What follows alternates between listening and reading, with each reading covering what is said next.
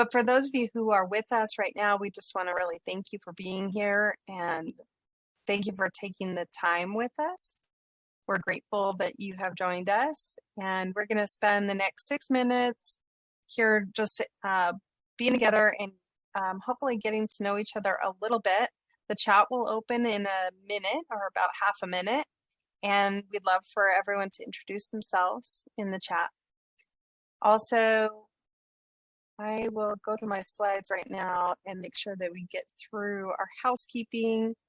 We have a little bit of information about CHAFA, and especially I want to just turn your attention to our values, which will be coming up soon. The Colorado Housing and Finance Authority has a set of values that you'll see in a moment, but the CHAFA REACH program that's offering this class is a part of that, and we are very serious about making sure that we are embodying these values. We want to be a trusted resource for you. We want to engage with you and hear from you and know what is important to you. We'd like to get to know you. So when that chat opens, please introduce yourself and tell us a hobby you enjoy. We also are out to create a safe and fun and engaging learning environment. So really being a place where you can ask your questions and share your perspectives and your experiences. And today, the opportunity for you is going to be through the chat. We will be moderating the questions from the chat to give to our presenter, Jennifer, and we hope to get those all answered for you during today's presentation. There are no breaks. This is a short 1-hour presentation. I know you'll get a ton of value. There are materials available. So if you are in our platform and you look under your screen, you may see the word details. And if you click that and go to full class details at the very bottom of the screen, you'll see an attachment for today's presentation. That is a copy of the slides for you to download or follow along. So I do see that a couple of people have joined us. So welcome to everyone who is joining us now. We're glad that you're here. Would love to have you find the chat icon in your to the right of your screen and tell us who you are and a hobby that you enjoy. That's our question of the day. And if you have folks watching with you, we'd love to know how many people are in the room with you. Just so we kind of are aware of how many people are with us today in the presentation. If you want to ask around your group, what other hobbies are enjoyed in your group. So introduce yourself in the chat. What's a hobby you enjoy? So on the screen, if you are joining us on the Zoom side, there's a little bit of explanation here about the tools, but so far I think mainly folks are joining us in our CVent platform, and we're really glad that you're utilizing that. That means that you're joining as a staff person or with a staff person. So we're so glad that you can join us in that space. And for you, the key things to look for are those icons to the right of your screen where you can find your chat. There's also a survey link, and we would love to hear from you at the end of class about how you found this class. Meaning what did you think of the class and what else we can be providing to support you. So we do have just a couple of minutes, just one more minute of housekeeping, and I want to just reiterate that if you have folks watching with you, please let us know that and introduce yourself in the chat. Tell us who's here, tell us where you're logging in from, how many people are in the room, and you can share with us a hobby that you enjoy. We'd love to hear from you. We'll be using that chat for any questions that you have in today's presentation and moderating those for our presenter, Jennifer. I don't see any chats yet, but I'll just keep encouraging you to jump in there. We do have our values up on the screen right now, and I just want to say that we do try to live out those values by creating a fun and engaging and safe learning environment for you. So we welcome your questions and your experiences, your comments and your thoughts. Please use that chat to drop those in there, and we'll get those moderated back to our presenter. And if you're joining us on the Zoom side, here are some of the key things that you may need for your participation to use the chat on the Zoom side. The other icon that you would see if you're in the platform is a survey link. Please take the time to fill that out and let us know how we can serve you better. We really appreciate the opportunity to be with you this afternoon and want to make sure that our program is really meeting your needs. And there's a little note there for those of you who are in the platform to look under the class details at the bottom of the screen. Down to the bottom of the full class details, you'll see an attachment. Okay, I think we are up at the top of the hour, so I'm going to stop my share. And Jennifer, I will let you go ahead and share your screen. And as you do so, I'm going to hit record just to be on the safe side here.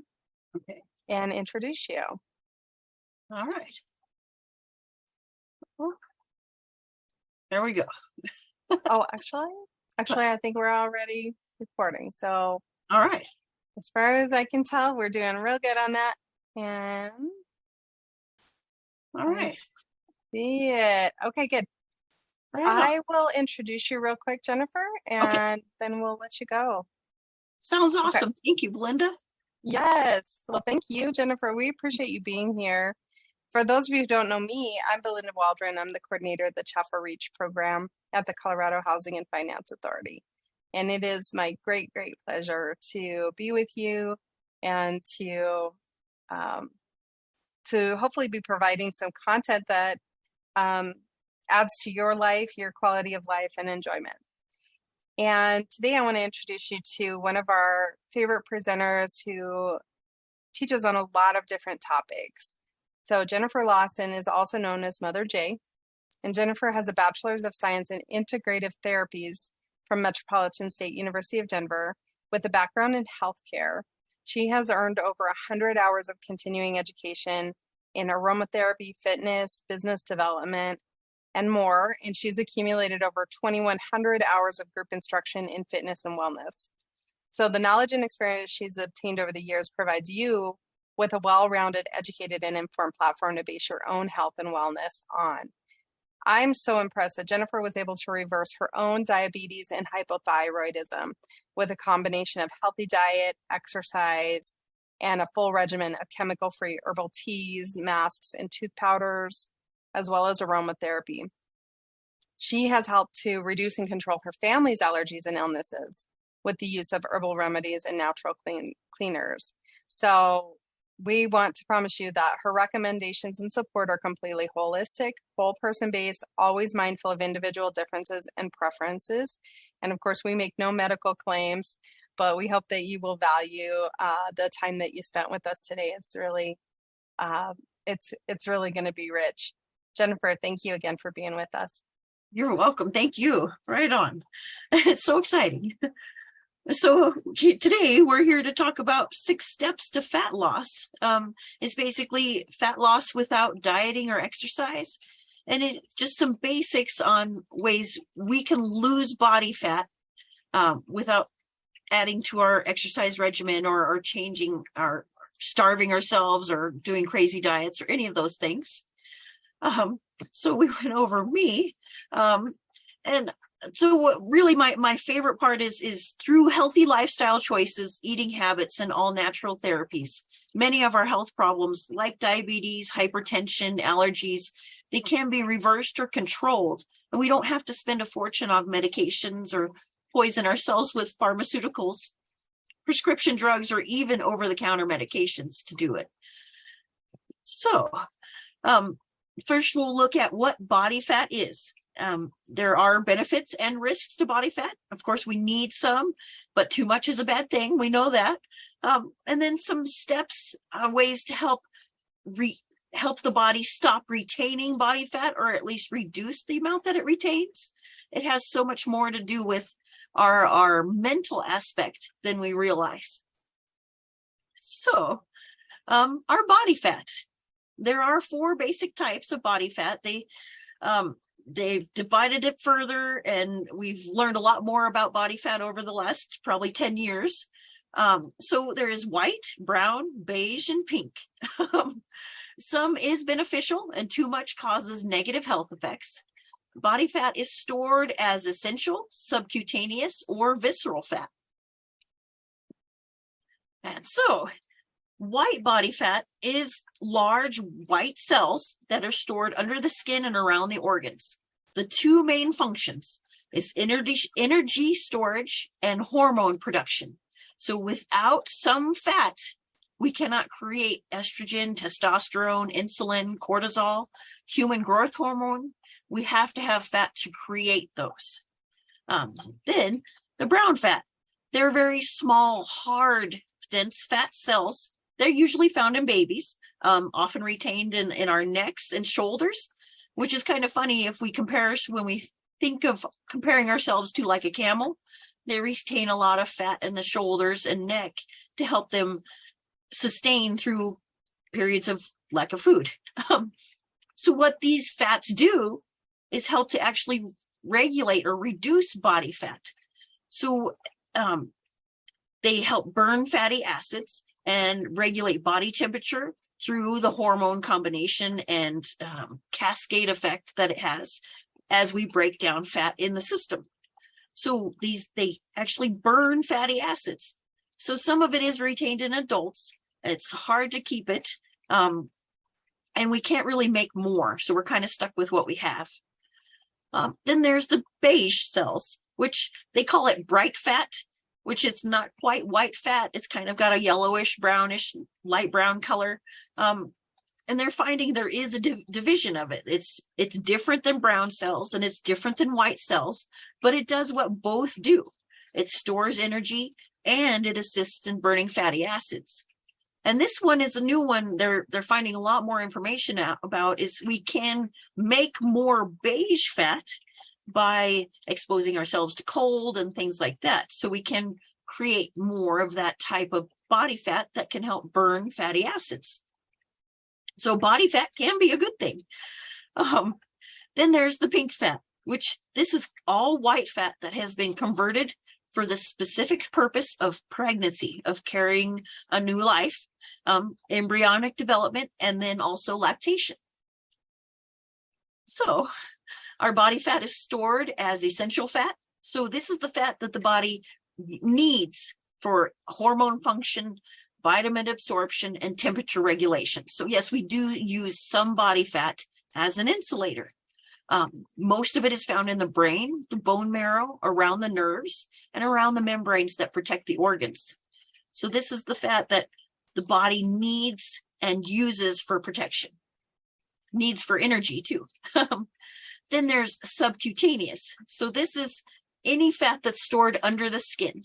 So we think of a layer between the skin and the muscle. That's where this subcutaneous fat is stored. And some of it is good. It's good for regular energy function, energy balance, and energy production. But then too much body fat under that skin causes a hormone imbalance, insulin sensitivity, and nerve damage. As it gets more of it, the more that builds up under the skin, the more damage it causes. Then we come to visceral. And we know this one, it's always around the abdomen and hips. This is where I would say it's the stress fat. That's where most of our stress fat is stored. And it does surround the liver, kidneys, pancreas, intestines, and heart. And so this excess visceral fat can actually apply pressure to the organs and tissues when there gets to be too much of it. So this impedes organ function and can lead to hormone imbalance, which then leads to diabetes. And then it applies pressure to the heart, causes damage to the arteries. And then as we have too much fat building up under the skin and around the organs, we can actually cause the development of deformed cells, which then cause cancer. If a deformed cell is allowed to reproduce, it becomes cancer in the system.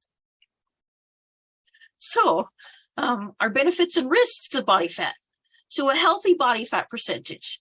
It varies greatly. Women need more body fat than men, a lot more. So a man can do well with 8% body fat, but a woman cannot. A woman would not have any hormone, any menstruation without a minimum of 12% body fat. Once it starts getting under that, they actually don't have enough hormones to have the regular cycle. So the healthy body fat percentage beyond that is temperature regulation, balanced hormones, reproductive health for men and women, vitamin storage. So without fat, we can't store vitamin D. Good neurological function. So the fat lines the nerves and increases the electrical conduction of the nerve. Our healthy metabolism requires some body fat, and balanced blood sugar also requires some body fat. But then too much body fat, we get to the next row here, is heart disease because of the pressure on the heart, because the fat building up in the arteries, stroke because of fat building up in the arteries, coronary artery disease, damage to the arteries, atherosclerosis is hardening of the arteries. So the more body fat we have, the more toxins we're retaining, the more damage to the arteries. The more body fat we have, the harder it is to create proper hormone balance to become pregnant, and it can affect a pregnancy and how long it can last. It can cause premature delivery if there's too much body fat. And we talk about type 2 diabetes because directly affecting the hormone function of the body. Hormone disturbances all the way around from excess body fat. And then the more we store body fat, the more we're at risk for developing a mutation of a cell, which then can become cancer. So the basic functions of the body fat is it releases hormones that control metabolism and appetite. So we think about leptin, ghrelin, adiponectin, and then those that affect insulin sensitivity, meaning the ability for the cells to use insulin in energy production. So tumor necrosis factor alpha and interleukin-6, they affect how the body cells absorb insulin to create energy called ATP. But that's when we're thinking on the body on a cellular level. So that gets kind of deep down in there. But hormones use fat, plain and simple. So when we think about then is our body's defenses are based on hormones and immune cells, which are both reliant on fat to be created. So like macrophages, these travel through the body, they're big cells, they travel through the body and they eat the bad cells, they eat the dead bacteria, they eat what the immune system killed and they clean it out. You have the neutrophils, which actually neutralize bacteria and toxins and all kinds of things that are in the body. I can't say it quite right, but the eosinophils are also immune cells that go around and kill things. So they break down the cellular wall of something that is not supposed to be in the body. So it could be anything. It could be a toxin. It could be a virus. It could be a bad, toxin from food or a toxin from animals. That's what these immune cells do. And the body can't make them without fat. So beyond that, fat cells can secrete proteins and build enzymes that are involved with immune function and also create steroid hormones. So when we think of steroids, we think of cortisol. Cortisol is the steroid that the body creates that does cause fat retention. It causes fat cells to grow in size and number. So the more cortisol we release, the more fat we store. So I'll continue with that here, but our fat cells can grow in size and number, and the amount of fat cells in our bodies is usually determined soon after birth. If we don't gain a lot of weight as we grow older, then we tend to retain the same number of fat cells throughout life. But the more fat we gain, the more fat stored on the body, the more fat cells are created to accommodate the fat that's being stored. So growing fat cells, really the basics, right? we know if we eat too much, we take in too many calories, then we are retaining some of those calories, and usually in the form of fat. But we don't consider exposure to toxins. The more we expose ourselves to toxins, the more the body tries to protect itself by storing the excess toxins that it can't process or remove from the system. They're actually stored in the fat cells. One reason why it feels so uncomfortable and makes you feel sick when you try burning fat or try losing weight, because as you break down those fat cells, you are releasing those toxins into the system. And it just like detox, the more fat cells you burn, the more those toxins are released. So external toxins from our environment, but also internal toxins from our negative thinking, stressful situations. On the long term, both have the same effect on the body. They lead to a toxic buildup in the cells. So as that continues, we then become chronically inflamed, and chronic inflammation adds water retention to the fat cells. So the fat cells are growing with fat retention, and then we're adding water to the cells as well, and they're growing. That means that the cells have to multiply to accommodate what we're adding to them. So as the larger fat cells grow, they actually start to develop their own circulation. They grow their own blood capillaries and arteries, so that once they have their own blood supply, they're even harder to lose. They're harder to break down. They really become even more resistant to insulin, and all the other becomes difficult on the arteries, affecting creating cardiovascular disease and diabetes, of course, because of the insulin resistance. So fat loss can reduce the size of the fat cells, but it does not reduce the number of fat cells. So we've gained a lot of weight, we put on a lot of body fat, and we've developed these new fat cells that have their own blood circulation. We can make them shrink, we can make them smaller, but we can't remove them from under the skin. So only liposuction can suck out the excess fat cells, which is unfortunate. But if we've gone to that point, we've grown that number of fat cells, we really can't remove them any other way. So this is where we become obesity. We've grown so many fat cells, the fat cells have developed their own circulation, and now we really are unable to lose all of the fat because of the number of cells we've created. So this is where obesity becomes a huge problem, because it's not the person's fault that they can't burn the fat cells. It's just so much more it has to take to lose the fat, because the fat has become almost a permanent part of the body. So because it is a common and expensive medical condition, it is strongly associated with heart disease, stroke, type 2 diabetes, and cancer. So all of these diseases lead to premature death. So beyond the bad stuff here, now we know what fat can do and can't do, and what we don't want. So here's some basic ways before we continue, do we have any questions or anything? No, I don't see any questions in the chat. All right. So the 6 simple ways to reduce body fat retention without dieting or exercise. First and foremost, is better sleep. The first step to attaining wellness overall is to ensure that the body and mind both get adequate and high quality rest and relaxation.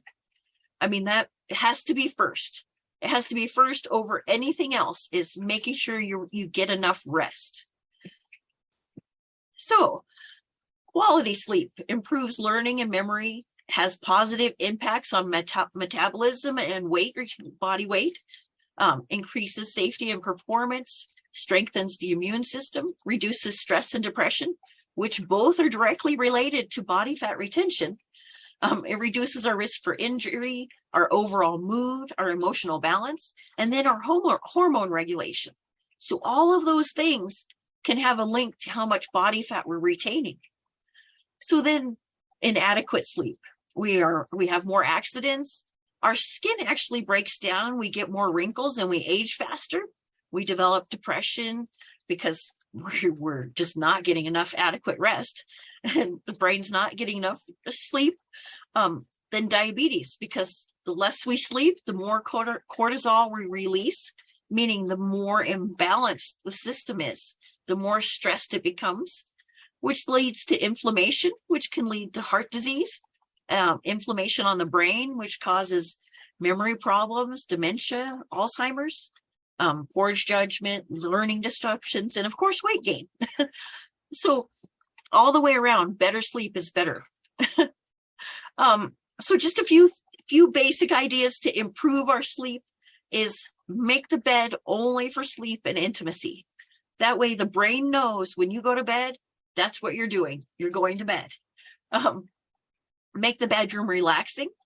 Ensure the bedroom is dark. Lights really interfere with our melatonin production. So daylight, make sure you get some sunshine. And then at night, the lights are off, it's dark. Then the brain knows it's time for sleep and it's releasing the proper hormones at the proper time. Caffeine is huge. Caffeine is in the system. It depends on how much you've taken, but at least 50% of that caffeine you drank is in your system for at least 3 hours. So give yourself at least 6 hours to process all of the caffeine you've consumed before you go to bed, or it will not allow you to get to that REM part of sleep, the dream cycle. Electronics, anything with backlighting reduces the amount of melatonin that the brain produces, especially at bedtime. So at least give yourself an hour without any things that are backlit, without the TV, so that your mind, your brain has a chance to bring it down, bring those hormones in for that sleep cycle. A regular sleep schedule really makes it easy to go to bed and wake up at regular times. Then the body knows it's time to sleep, it's time to wake up, and it does better during those times. Exercise. Exercising early can help sleep later because the hormone changes that occur throughout the day after exercise. Sunlight every day is huge for that proper circadian rhythm because of how the hormones are released. And a huge part of relaxing before bed is just taking a few minutes to stretch, to breathe, to meditate, to journal, to read, to listen to soft music, anything that helps bring your mind down to a relaxing level so that you can put it to sleep. So the next one, which is really the second most important, it is the second reason why we retain body fat, is stress, right? We all have it. Stress is a physical and emotional response to situations. The situation may be positive, a new baby or a job promotion, or it can be negative, like a traffic jam or a fight with the spouse. Your body does not know the difference. It is stress no matter what. So this is where it gets difficult because no matter what, we have stress. We can't escape it. We can't get rid of it. So what we can do is recognize it and find ways to deal with it differently. So the symptoms of stress, we can kind of get an idea when the body is feeling stress. We don't always recognize it because we're not always listening. Oftentimes we ignore the signs because we're too busy. So physical symptoms of stress are insomnia, chronic fatigue, headache, grinding teeth, muscle tics, muscle spasms, twitching eyes, stomach aches, constipation or diarrhea, depends on the person, back aches, neck pain, shortness of breath, skin problems. Hives are a huge indicator that something is going wrong in the body. High blood pressure and reduced pleasure, not just sexual pleasure, but reduced pleasure in all things about life. You just don't really enjoy life so much when you're overstressed. Then we get to the emotional side. So the behavioral things we do to try and deal with our stress that are not always a great idea. alcohol or drugs, or many people turn to them to help bring down the stress or to help escape the stress. Overeating or not eating, it depends on the person, right? Which leads to either gaining or losing weight.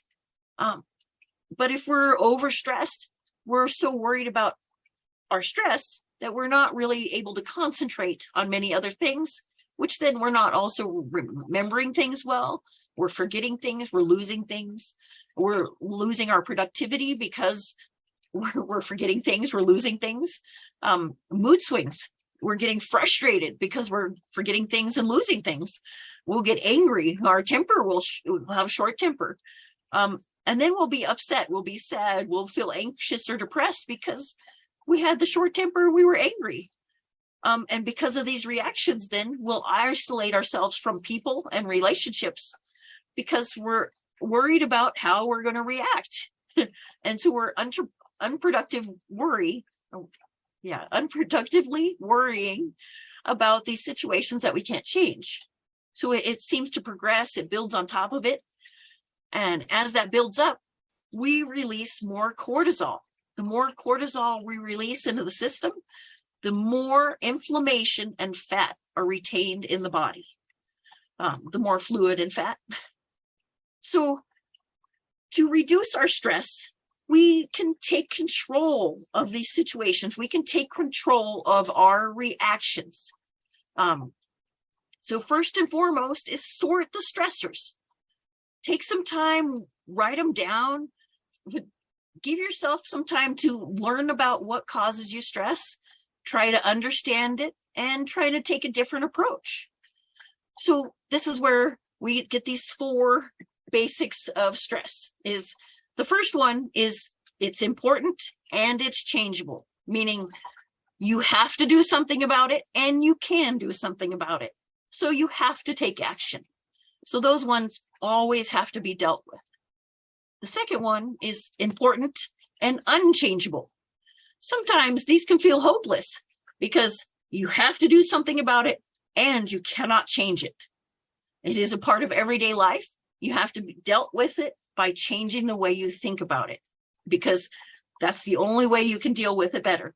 So reassessing and reclassifying these types of stressors that cannot be changed and are important can help you reduce the amount of stress that you're having on the body and mind.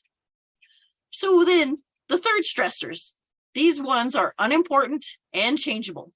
So it's really not a big deal. It's somebody else's problem and you can do something about it. It can be controlled. It can be modified.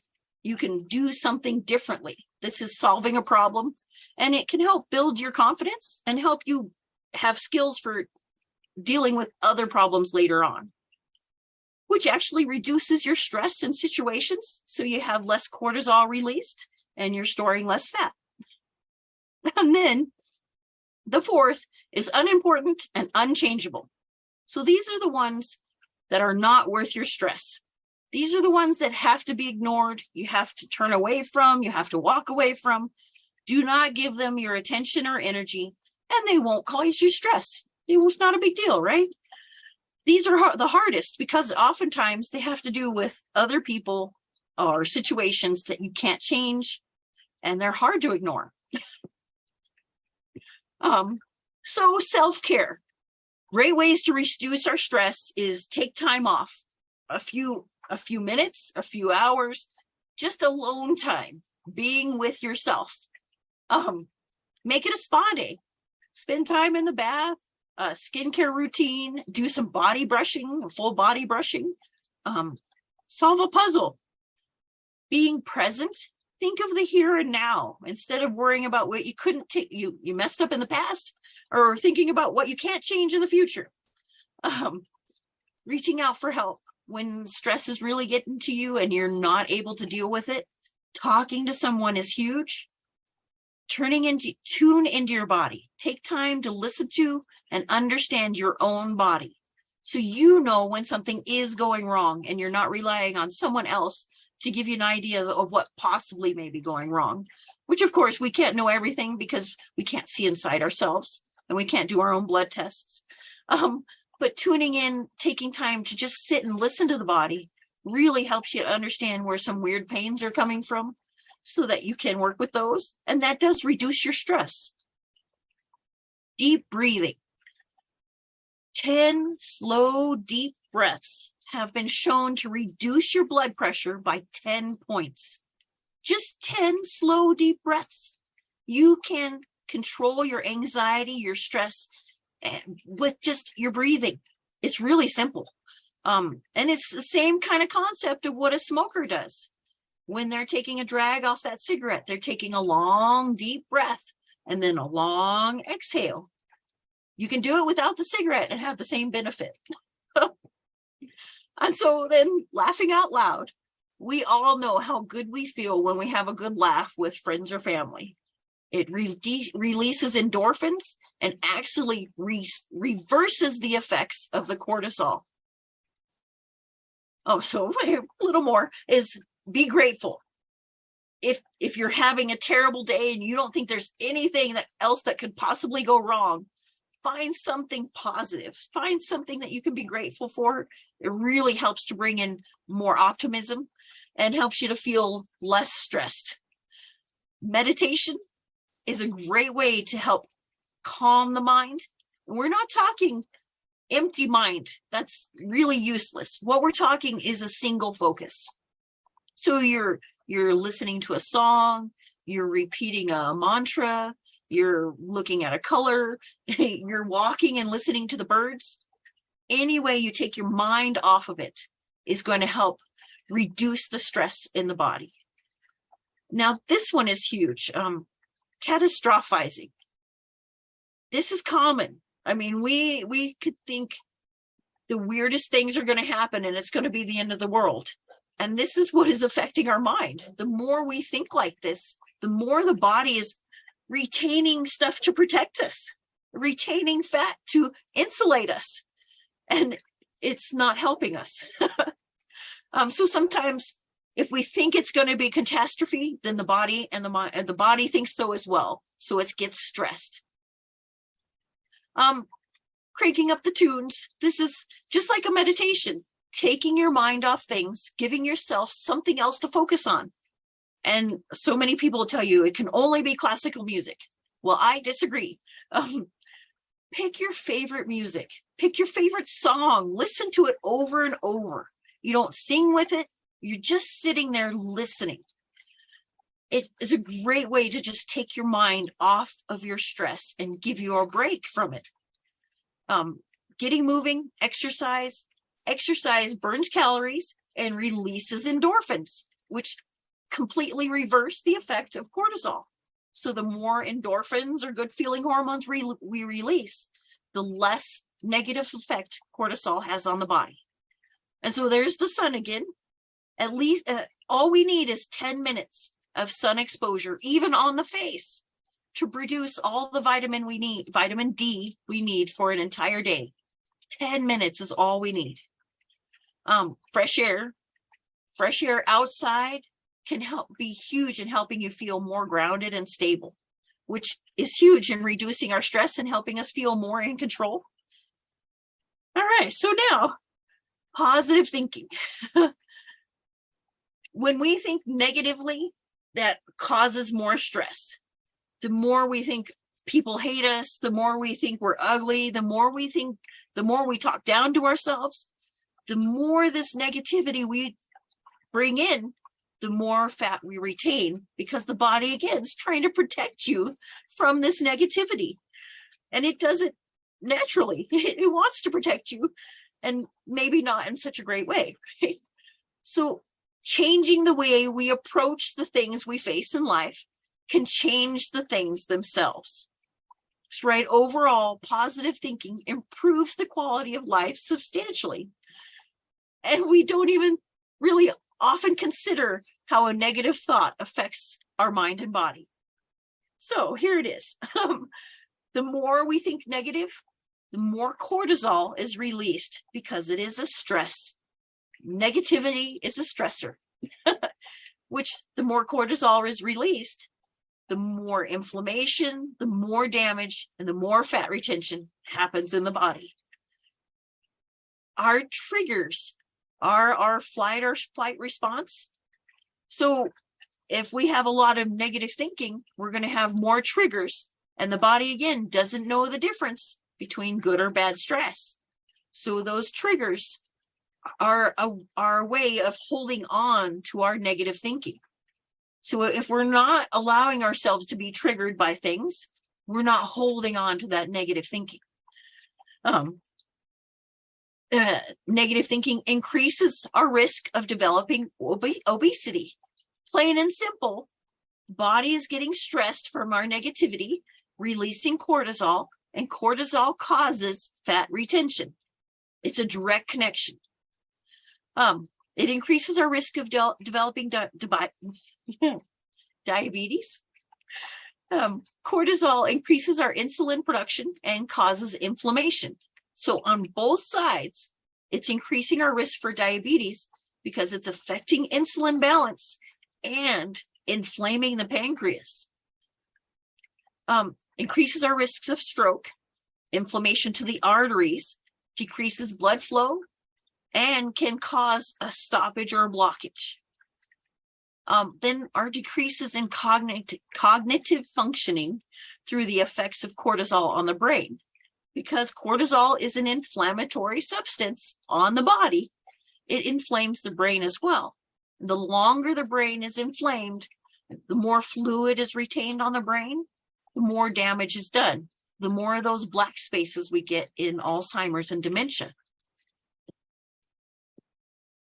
So positive thinking is besides giving you an overall positive outlook on the world around you, it can also help you achieve goals and help you feel more fulfilled in life, help you do more or achieve more. I guess that's really what we're trying to say.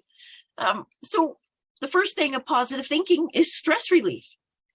The more we can reduce a negative thought and bring it to a positive outlook or a positive spin, the less cortisol is produced, meaning the less fat is retained.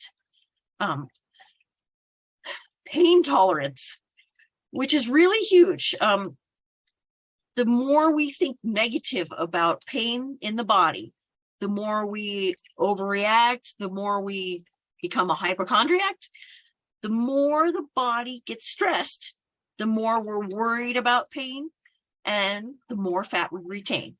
So positive thinking can actually help you deal with stress, deal with pain better, so then the body's not as stressed from the pain, so that you're not retaining so much fat from being stressed from feeling pain.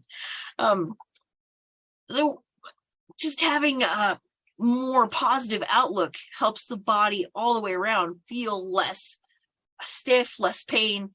Because we know when we're depressed, we tend to be hunched over, we tend to be stiff. It affects the whole body that way. So developing positive relationships. So if we're thinking more positively, we're not thinking negatively about how people are thinking about us. We're not worried so much about how people are thinking about us, and we're able to make better connections and better friendships with people because we're thinking more positive about the relationship with them. We're not always worried about they hate me or they don't like me because of this, or, you know, all of these weird things that the brain comes up with. They really affects how we retain body fat. Positive thinking then also leads to success in life. So if we have less pessimism, more open-mindedness, then that means we have more opportunity. We see more opportunity in our life because we're not closed to it. We're not negatively thinking it's going to be bad. We're more likely to say, let's try it. It might be better. So it creates more opportunity for success. And the last one is better health. Positive thinkers don't spend time fighting stress and dealing with triggers or non-existent problems, worries that are out of our control. So when we're thinking positive on a regular basis, reversing those negative thoughts, then inflammation, fat retention, cardiovascular disease, depression, high blood pressure, panic attacks, all of these are greatly reduced just by positive thinking. Okay, so this is 3 steps is 3 steps to really taking control of your negative thoughts. And it's huge. If you can think, oh yeah, you thought that negative thought, but you're not going to let it affect you, and you're going to reverse it to make it something better, is what mindfulness is. Meaning you're mindful of what you're thinking, what you're saying, and you're controlling it. You're changing it and making it better. You're observing your thoughts and taking action to reverse them. So the first one is challenge your negative thoughts. Whenever you think something like, oh man, I'm so stupid, change it. You think, well, yeah, I did forget that, but that doesn't mean I'm stupid. You're trying to apply some logic instead of just thinking that negative thought right there. Releasing your judgment. We always judge ourselves and others. We usually judge ourselves much more harshly than we do others, and constantly comparing ourselves to others or other people's lives, or all of this, comparing your children to other people's children, really does not help you. It just gives you something else to worry about that you can't control. Gratitude. The more grateful we are for the little things, the more positive and happy we are with the big things. So even if life is challenging, finding that small thing that you can be grateful for can really help you be more positive in the overall. And I know gratitude's mentioned a couple times for that reason. Focus on your strengths. So many of us, we think, well, I can't do that, or I know I don't have rhythm, so I can't dance. Focus on the things that you can do instead of thinking about the things you can't do, because we can't change the things we can't do, or we would be doing something about it, right? So focus on what we have, the strengths, the intelligence, the tools that we have available to ourselves, and utilize them. Then we're using what we have, and we're making a more positive outcome just with what we have available, instead of focusing on what we don't have and not doing anything at all. Take a break from negative thoughts. It is positive to learn to separate from your negative thoughts. So when you're lecturing yourself, you're calling yourself stupid, or any of those negative things that run through your head on you, you don't have to listen to them. You can ignore them. You say, that's not true. You can move on with it. And eventually they will stop happening. So if you're unable to manage your thoughts, they're interfering with your ability to do your daily work, to enjoy life, seek out help. Just talking to someone that can help you work through it, that has some tools that maybe you can use, can be huge to help you be more positive. And it is huge for your overall health, not just your body weight. Okay, so the next reason that we retain body fat is chemicals in our environment. So these are chemicals found in foods, furnishings, clothing, personal care products, packaging, water, air, and the land that we live on. All of these toxins, when the liver cannot process them and remove them all, the rest are stored in the fat cells. And the more toxins we build up, the more fat cells, the more fat, and the more fat cells we need to store those toxins. So in a way, the body creates more fat to protect us from the toxins. So again, it's protecting us. But again, we're making more fat. So this again is why detox makes you feel so bad, and why burning fat can make you feel so bad. Because as you burn those fat cells, you are releasing the toxins back into the bloodstream, and the liver has to, again, work with them to get them out through the waste system. So this is where it gets funny when it comes to terminology. In government terms, toxins are animal toxins. So in the study of toxicology, the motto is, all substances are toxic. It is only the dose that matters. So plain and simple, like water and oxygen, right? We can drink too much water. We can drown ourselves, and we can die from it. But we can also get too much oxygen, and oxygen is also flammable. So too much of a good thing is still not a good thing. So if your body holds too much water, your individual cells end up not being able to operate, and your body will slowly drown, even if it's not submerged in water. And of course, too much oxygen at high pressures or low pressures can be fatal to a person. Then there's the toxins. So toxin is any poison produced by an organism characterized by antigenicity. There we go. In certain animals, they have a high molecular weight, and they include bacterial toxins that are usually like causes tetanus, diphtheria, those kinds. And then also you think of plant or animal toxins like ricin or snake venom. These ones that cause damage to the body, and the body really is not always able to get them out. And then you have the toxicants, which are environmental toxins, right?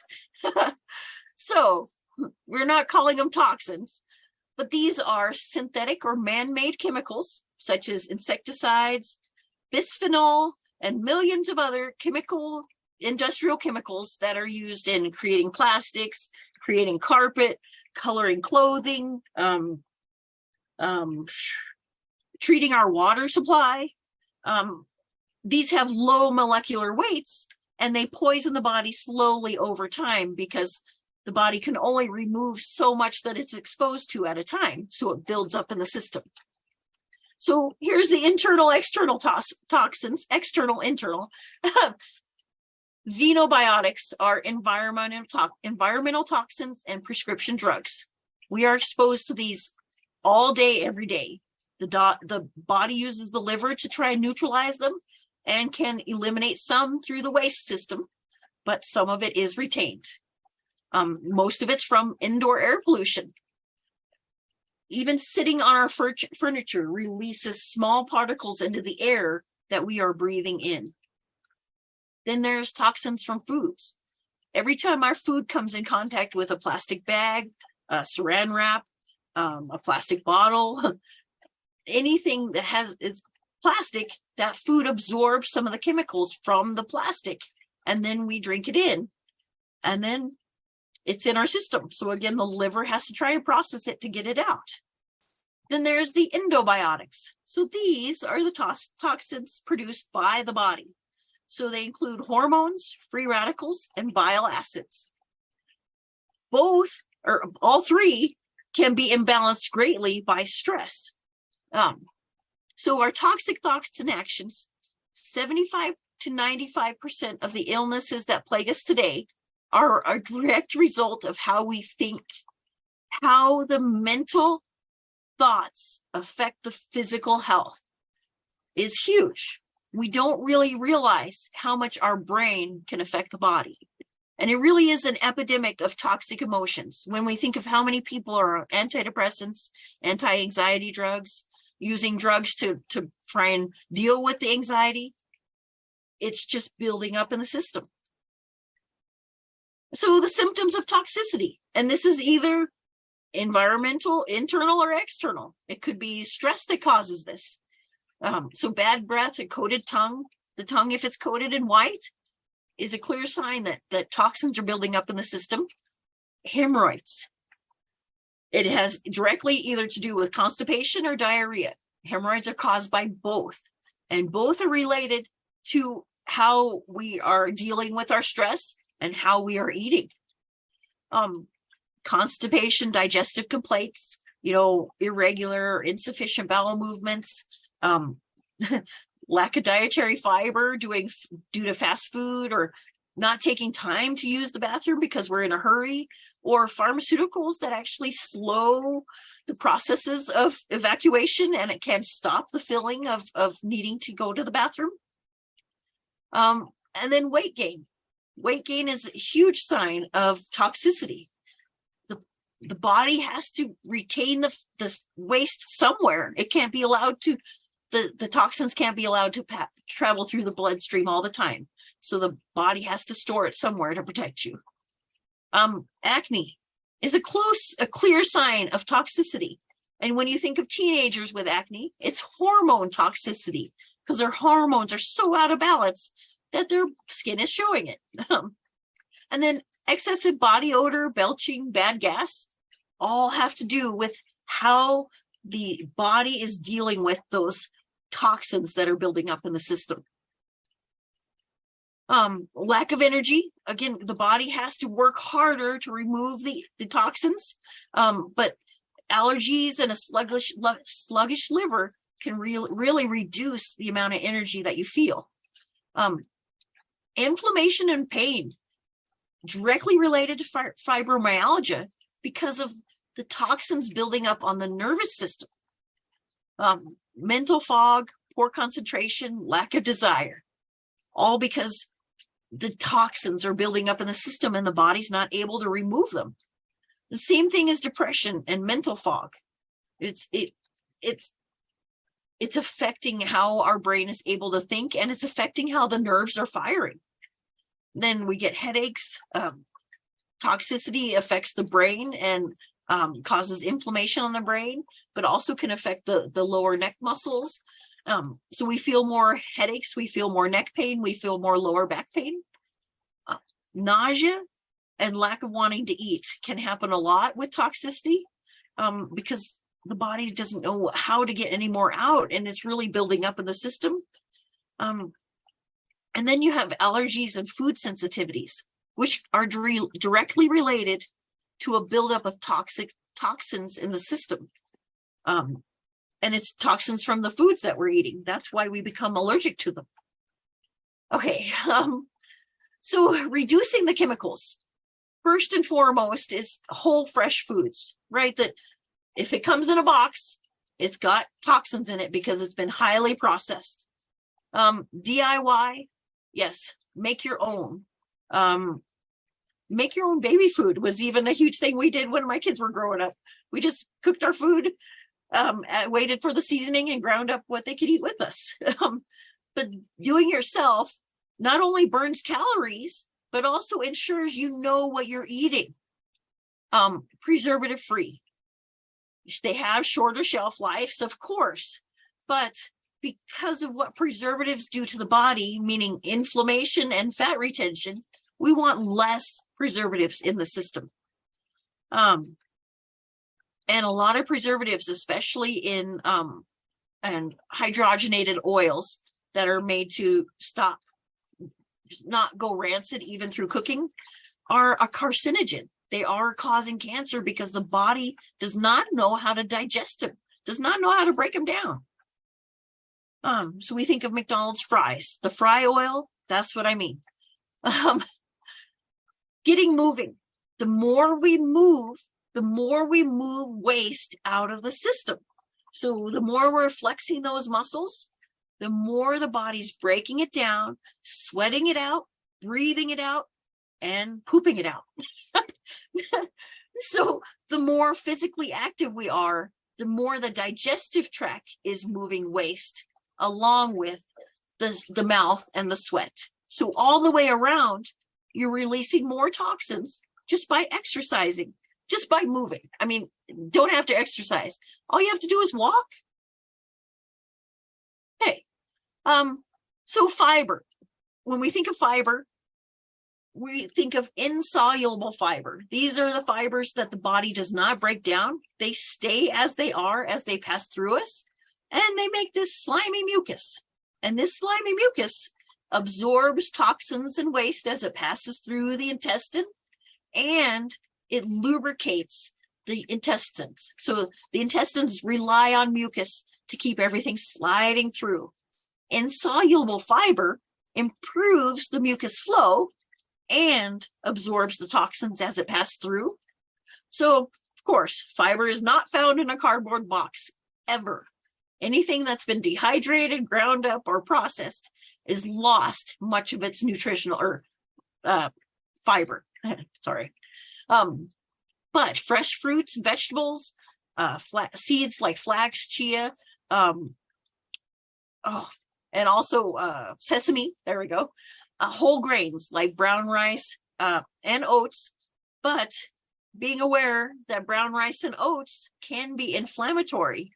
So we're really looking for fiber from like fruits and vegetables, whole grains, nothing that's been processed, packaged. So the more fiber that we take in, the more the fiber takes waste and toxins out with it. So then the next one, of course, is water. Yes, 8 to 10 8-ounce glasses of water per day is sufficient to flush the fluids through the system. And dehydration actually leads to fluid retention. So if we're chronically dehydrated because we're worried about drinking water, then we're retaining water to protect the cells from dehydration.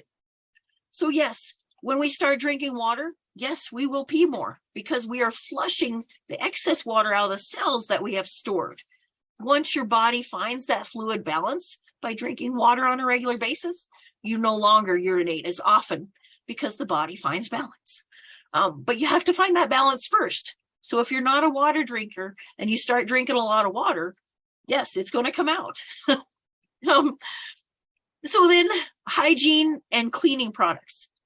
So we don't consider the toxins that are in our toothpaste, the toxins that are in our deodorant, our mouthwash. These name brands really put a lot of color and flavor into these things, and these are not natural. The body does not know how to utilize them, does not know how to break them down, and again, they build up in the system. So if we're using natural cleaning products like apple cider vinegar is a great toner for the skin, so nourishing, and it's a great acid to help bring balance to the skin's acid. It's inexpensive.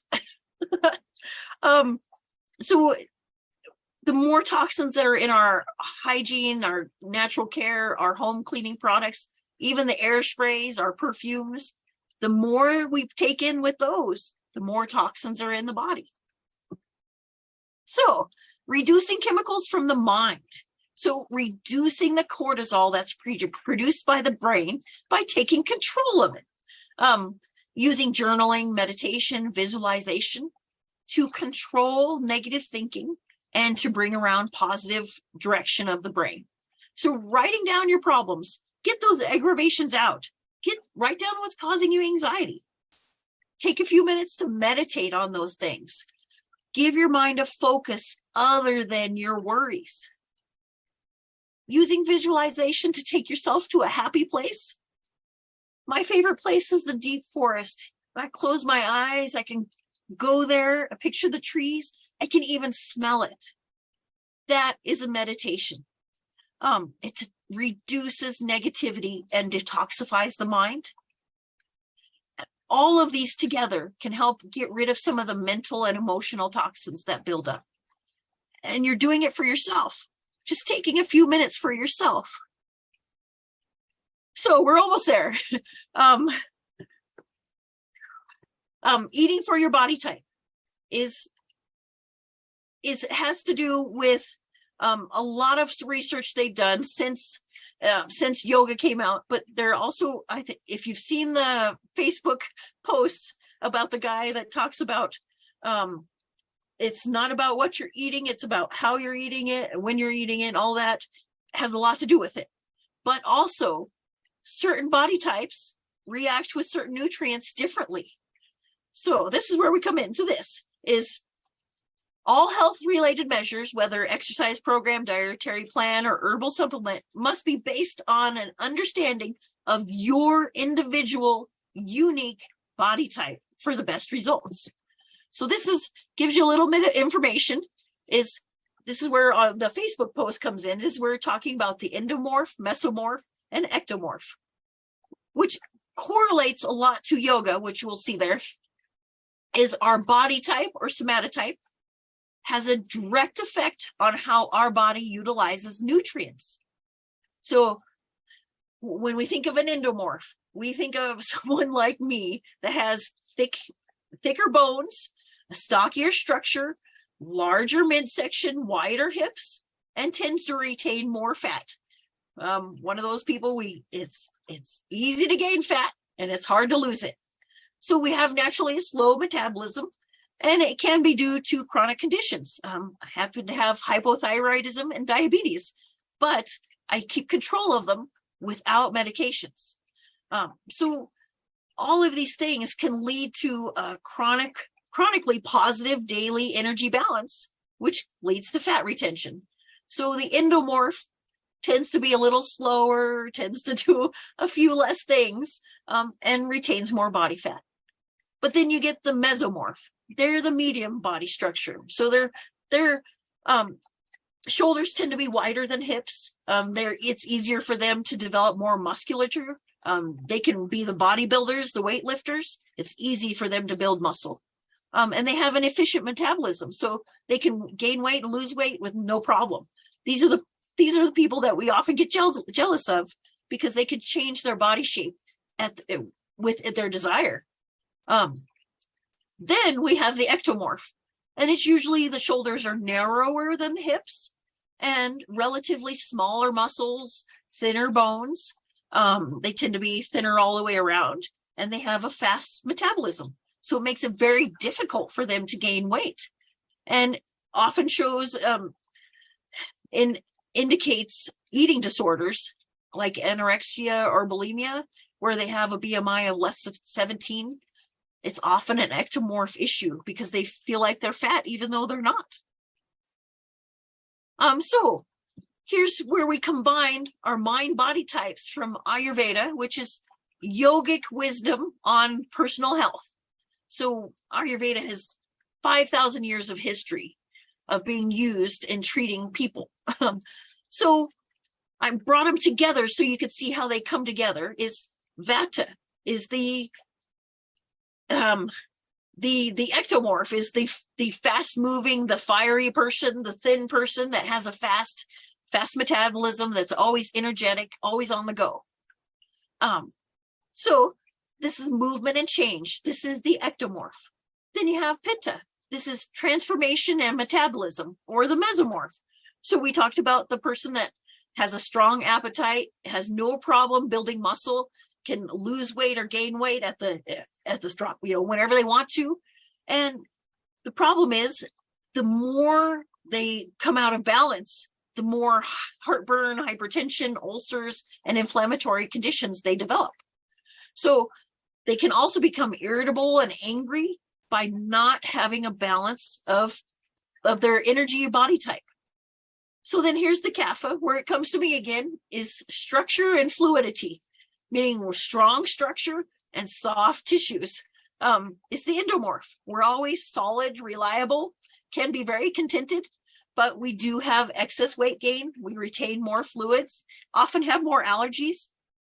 And when the excess brings into the mind as an imbalance, we find resistance to change. We're a little stubborn. We tend to hold on to things, even past their due date. So this gives you a combination of how, oops, I went too far. There we go. Of how these combine. So now thinking about our body type and the foods that stimulate body balance, proper balance in the body, and reduce fat retention, which is really weird to think of. So the burny fast person, the ectomorph, really should have more sweet and salty foods. They're the skinny person really should have more things that cause fat retention and water retention. Warming herbs can help them retain more, and then they can maximize muscle gain by lower intensity exercise with more resistance. And a high protein diet with lots of fat and carbs really can help balance the energy of the Vata. Then the Pitta in the middle, the mesomorph, is sweet and bitter. So they give both sides. That's how they find balance, is the sweet and bitter brings balance to the inside of the body. And the herbs like jasmine or mint, lavender. So lavender can be bitter, mint can be sweet. Just bringing these together helps balance the body and reduce the fat retention. Then we have Kapha. The larger person should be pungent, bitter, and astringent. So we really should avoid dairy, salt, and sweet, right? That's no fun. But because of that imbalance in our system, the pungent, bitter, and astringent foods actually help tone the insides and reduce the fat retention and increase metabolic efficiency, meaning we retain less fat and we burn more calories better. And we really should have a high protein, high fat diet with fewer carbs. Yes. So here's the sources of the foods is the sweet. And I'm just not going to go through it because you have an idea. There's sweet, sour, salty, pungent, bitter, and astringent. Oops. It keeps going back. Okay, there we go. Now, the last one. I think we're running low on time. So, intermittent fasting. And this is not what you think. This is not you taking days without eating. Not at all. But that is something that people do. So we're talking about fasting for shorter periods or periods shorter than 24 hours. It has been shown to help the body reduce fat retention and to help maintain lean body mass. So intermittent fasting helps burn body fat and helps build body muscle or build muscle. So it's interesting.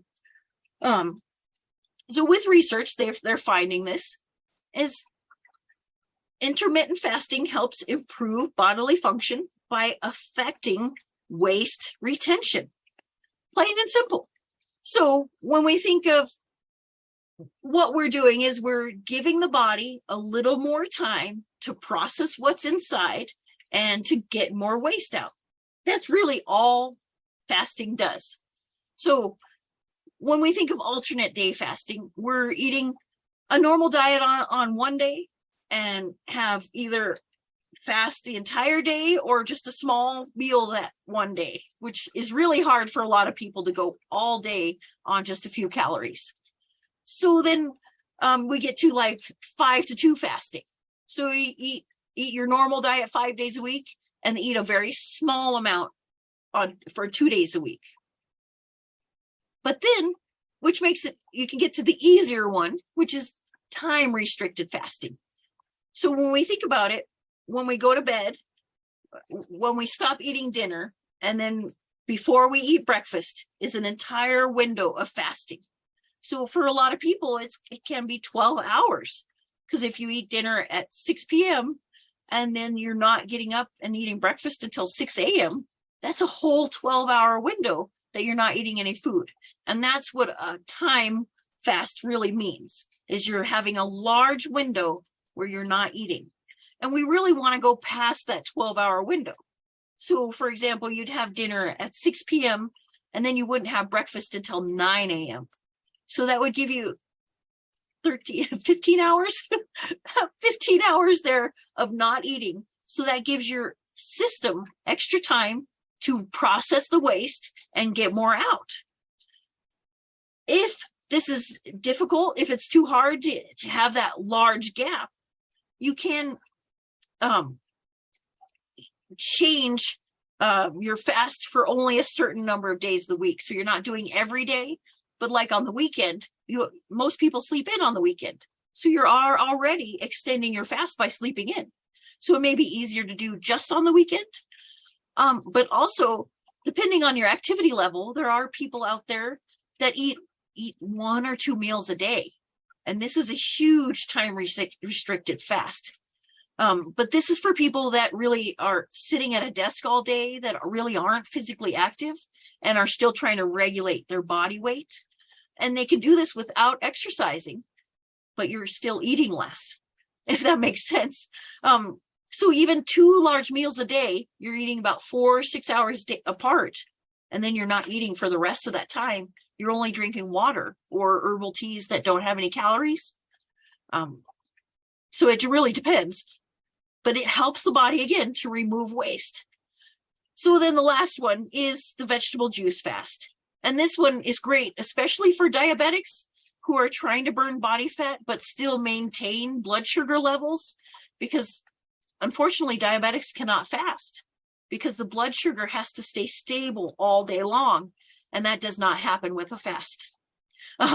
So a vegetable juice fast can be used to drink it all day long, keep the stomach, keep the digestive tract going, and keep the blood sugar level throughout the day. So you can make fruit and veggie smoothies, or you can just do vegetables, but some way to still get some kind of nutrients in the system can help you get through that fast. Okay, so intermittent fasting has a lot of benefits beyond just stopping or reducing fat retention. It actually reduces inflammation that affects the entire body and brain. Excess inflammation on the brain leads to Alzheimer's disease. It leads to arthritis in the joints, leads to asthma in the lungs, multiple sclerosis, which is inflammation on nerves and tissues, and then stroke is where the inflammation affects blood flow in the arteries. But the unpleasant side effects, because you are cutting out calories in a period of time, you may feel, sluggish. You may feel hungry. You may feel fatigue. You may even feel some insomnia or having trouble getting to sleep because you're hungry. Nausea because you're hungry. Headaches because of low blood sugar. So it's something that you can work with. You can try small things. You can do something big for yourself. But skipping meals is not always a great idea for diabetics, pregnant women that are breastfeeding, because you need the calories for those things. But also kidney stones, reflux, diabetes, because fasting would actually try and push the kidney stones out faster. Fasting actually can increase the acid in the stomach, so you have more burning in your reflux. And of course, fasting is not going to balance your blood sugar with diabetes. Talk with your doctor or nutritionist to see if it's something that you can do.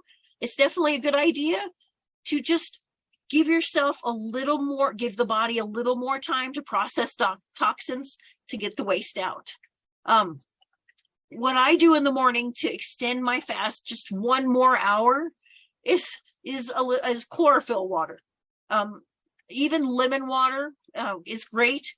It just gives your stomach something to work on, so it's not empty and starving and grumbling, but it doesn't have any calories in it. It does help a lot. Warm lemon water is really great, but chlorophyll water goes a long way too. So drinking lime water throughout the day along with unsweetened herbal teas can help you feel fuller, give your stomach something to work on, but help extend the fast, and also help you in the time between meals so that you're getting less calories throughout the day. And then reducing meals in the day. Think about eating more nutrient dense foods. If you're only going to have 1 or 2 meals a day, think about whole, real, fresh foods, because then you will get the nutrients that you need. But if you're eating 2 processed food meals a day, you're going to miss out on a lot of nutrients because you're just not getting them from the foods. And that can affect how we're storing and retaining fat if we're not getting good nutrition. Okay, so we made it to the end. We went through a lot of information. And the foods are in the handouts. I mean, we know what foods are sweet. We kind of have an idea of what those foods are. Does anyone have any questions? There are no questions in the chat right now, but we do, I think we have gone through a lot of information, haven't we, Jennifer? Yes, definitely. So I'm sure people will want to look through those materials and really process everything that you said. Right. And if they have any questions, they can always send me an email. That's no problem at all. Perfect. Well, thank you so much, Jennifer. I know I learned a lot today, and I know our audience has as well. So we really do appreciate your time today, and look forward to seeing everyone at another class soon. Thank you for joining us. We appreciate it. Yeah, thank you, everyone. Have a great day.